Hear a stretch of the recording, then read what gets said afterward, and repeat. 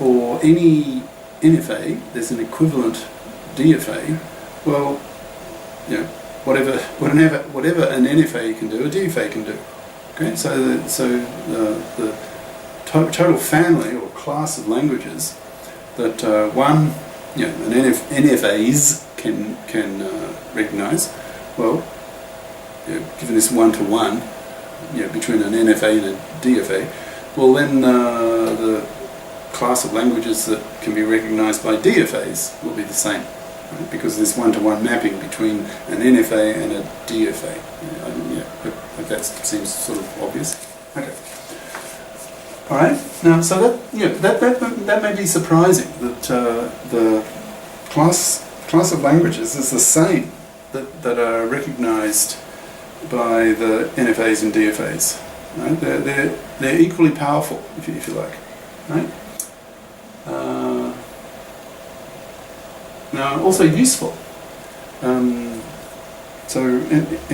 mentioned this a bit before. So NFAs are actually quite useful because you can often understanding them, like for example their state diagrams, is often quite easy, much easier than understanding the equivalent DFA.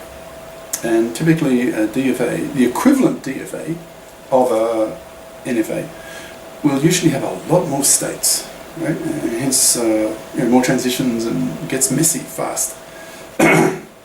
And when you start seeing the proof of the theorem, you'll understand why.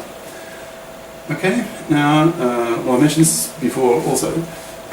The definition of the word equivalent, two machines are equivalent, by definition, if they recognize the same language. Right? They do the same job, in other words. Okay, now here's now the actual proof. We start on the proof. So for 1.5 squares, we do the proof idea. Remember, we talked about Sipser's approach to proving things. Now there are nearly 150 proofs in this text, in this course. So lots of proofs, and typically a lot of them are quite meaty, some of them quite difficult. And therefore it's a good idea to have a kind of overview, like a discussion before heading into the details of the proof, because you don't want to be scratching your head trying to figure out the why of some lines of the proof. So it's better to have an overview of the proof in a sort of hand-wavy way, but at least you can see the broad directions. You can see the landscape sort of thing, or the forest or the wood, rather than seeing the details of the trees. You talked about that also earlier. Okay, so here, starting with the proof idea. All right. Okay, so we've got some language that's recognized by an NFA. Imagine, right? So to prove this, for every or for any NFA, we have to find a DFA that's equivalent. In other words, it recognizes the same language that the NFA is recognizing. Okay? What I've just said is critical, right? That's what equivalent means. So for any NFA, there's an equivalent DFA. What that boils down to is the language that this NFA recognizes, we have to construct, so it'll be a construction proof again. We have to construct a DFA that recognizes the same language that the NFA recognizes. Okay? And then, by definition, that DFA will be equivalent to this one, because they're two machines and they recognize the same language. Hence, by definition, they are equivalent. And that's what we're trying to prove, that for this machine there's an equivalent DFA. So we have to show that we can construct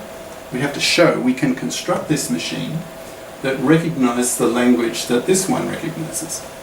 Follow that? Follow that logic? That's the broad structure. So it's going to be a constructive proof, and we have to find this DFA that recognizes this one's language. Okay, that's what I'm saying here. Now next main idea in the proof And here's where the creativity comes in, the vision, the brilliance quite often of the mathematician who thought of this in the first place. As you get into the proof idea, it often will be one or two or three like core ideas, the essence of the proof, and you'll say, oh yeah, that's ingenious, like that, right? So next sort of main idea is, okay, so we have to construct this DFA that recognizes the same language as this. So next step, right? How to construct this DFA? Well, here's like the next main idea in the proof outline, idea, is that you take your NFA and you convert it into a DFA that simulates the NFA. Let that sink in. So it's like next step in the idea. You're going to create a DFA that simulates the NFA. So that both of them, well, so that this simulation recognizes the same language as the NFA, right? So this DFA that we're going to construct, will be a simulation of the NFA. Okay, so that's the next main idea in the. All right. Now, sort of running out of the session, but as before, in earlier sessions, when you're thinking about a proof, it's often a good idea to imagine that the prover, the person, imagine yourself as the automaton. So imagine yourself now as this DFA, right? So no branching. So imagine yourself as a DFA, and you're trying to behave like an NFA. Right? So it helps because you're asking yourself, well, how would I do this and how would I do that if I were a DFA? It helps the thinking. Okay. So how would you simulate the NFA if you are pretending to be a DFA? So if you're a DFA, you're a deterministic finite automaton now. So no branching, okay, no branchings, no eaters, okay, nothing like that. You're a DFA. The next state is determined with certainty. Okay, you're a DFA. So how would you go about pretending to behave like an NFA, such that you would recognize the same language as the NFA recognizes? Okay, that's the challenge. And well, there'll be more ideas in this. In fact, a whole